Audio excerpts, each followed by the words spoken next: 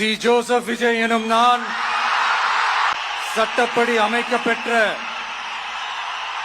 இந்திய அரசியல் அமைப்பின்பால்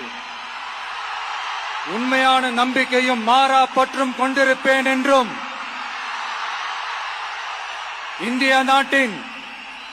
ஒப்பில்லாத முழு முதல் ஆட்சியையும் ஒருமையையும் நிலை நிறுத்துவேன் என்றும் தமிழ்நாட்டு அரசின் முதலமைச்சராக உண்மையாகவும் உளச்சான்றின்படியும்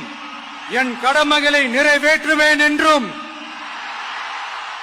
அரசியல் அமைப்பிற்கும் சட்டத்திற்கும் இணங்க அச்சமும் ஒருதலை சார்பும் இன்றி விருப்பு வெறுப்பை விலக்கி